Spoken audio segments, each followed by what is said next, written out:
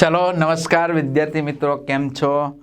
નવા ઉમંગ સાથે, નવા ઉત્સાહ સાથે ફરી પાછા આપણી સેવામાં પાંબર સર ફિઝિક્સ ચેપ્ટર છે 12 11th સાયન્સ, વાયુનો ગતિવાદ, કાઇનેટિક થિયરી ઓફ ગેસીસ. એના આજના થિયરિકલ પોઈન્ટ આપણે જોવાના છે. આદર્શ વાયુ અણુ મોડેલની પૂર્વધારણાઓ, અને નેક્સ્ટ પોઈન્ટ છે વાયુનું દબાણ અને અણુઓની VRMS ઝડપ, રૂટ મીન સ્ક્વેર. ઓકે, તો સ્ટાર્ટ કરીએ. પહેલાં તો આદર્શ વાયુ અણુ મોડેલની પૂર્વધારણા, 8 પૂર્વધારણાઓ છે, એની આપણે રજૂઆત કરીએ મિત્રો. અલગ અલગ પૂર્વધારણાઓ જોવાની છે. ચાલો, આદર્શ વાયુ અણુ મોડેલની પૂર્વધારણા. પહેલી, વાયુ સૂક્ષ્મ કણોનો બનેલો છે. આ કણોને વાયુના અણુઓ કહેવાય. જોઈ લો તમારી સામે રિપ્રેઝન્ટ. શું છે મિત્રો?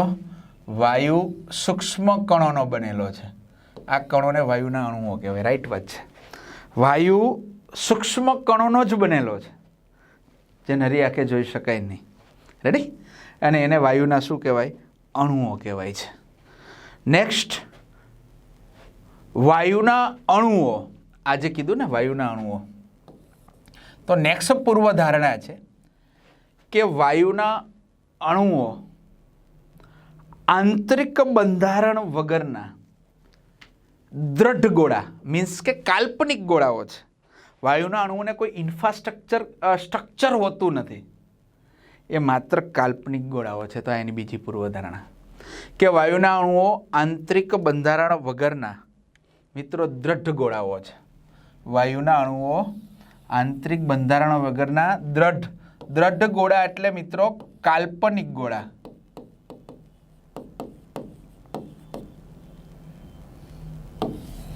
રેડી? કાલ્પનિક ગોળાઓ છે.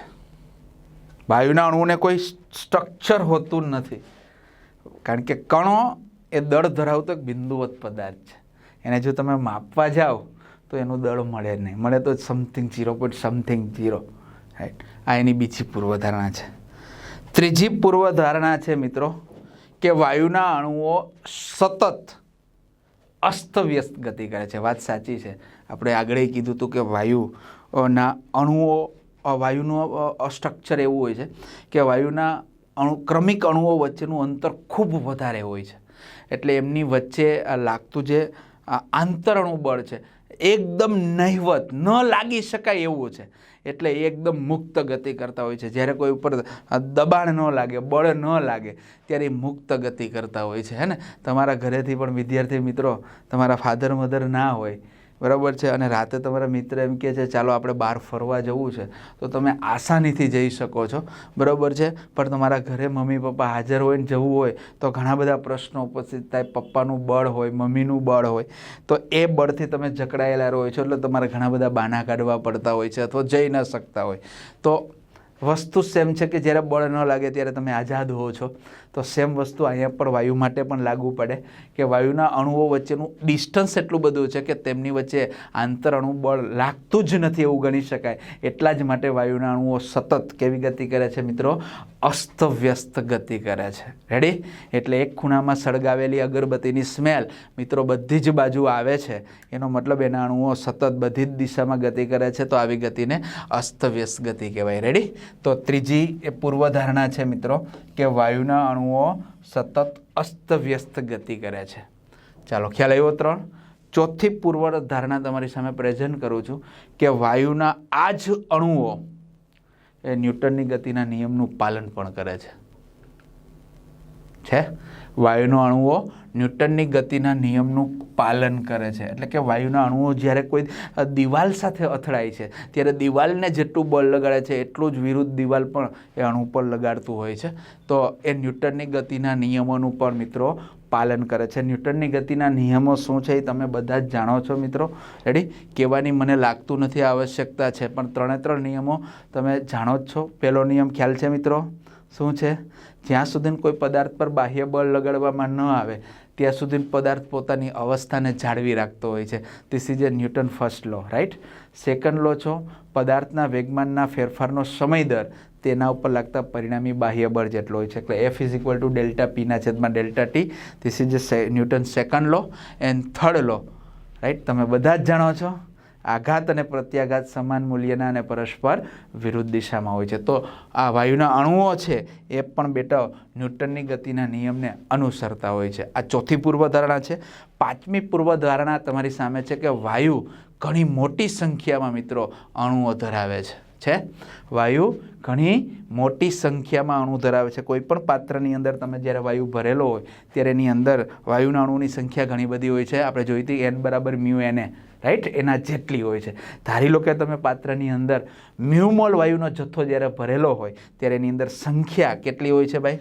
પાત્રની અંદર પાત્રમાં મ્યુમોલ વાયુનો જથ્થો હોય તો તેમાં અણુની સંખ્યા તમને ખબર છે n બરાબર મ્યુ Na જેટલી હોય. રેડી?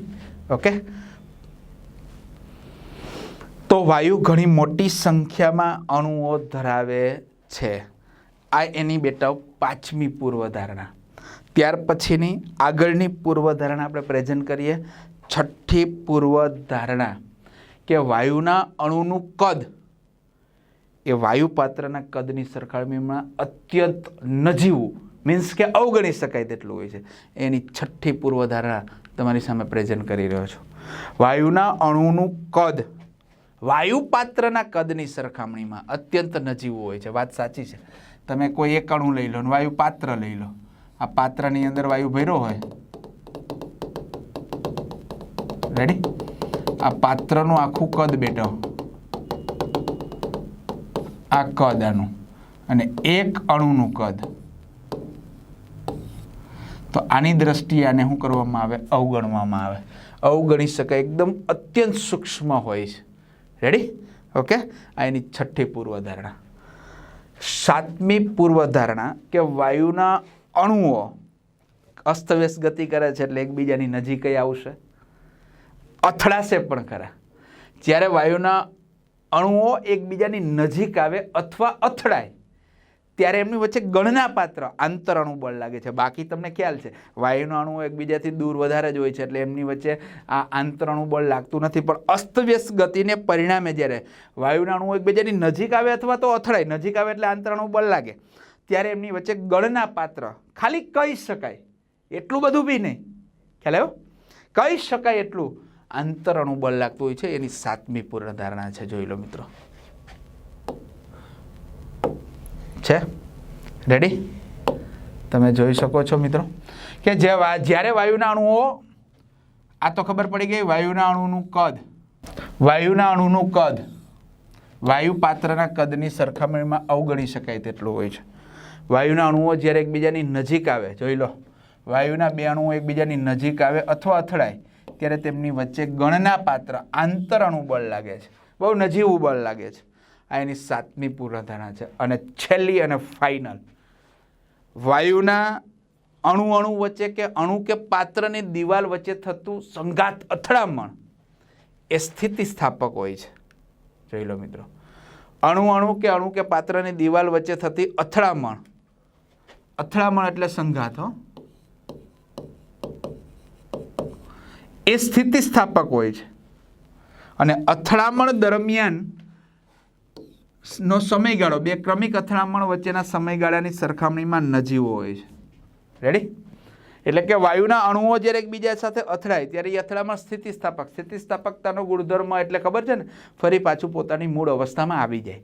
જ્યારે અણુ પાત્રની દિવાલ સાથે અથડાય, તમે ફૂગો ભર્યો હોય હવાથી, રાઈટ, ત્યારે એની અંદર અણુઓ હોય જ, એ ફુગાની દિવાલ સાથે અથડાય, બરાબર છે, ત્યારે એ અથડામણ ધારો અથડાય ત્યારે થોડુંક મૂવમેન્ટ થાય, આકાર બદલાય, ફરી પાછો પોતાની મૂળ સ્થિતિમાં આવી જતો હોય છે સૂક્ષ્મ જ સમયની અંદર.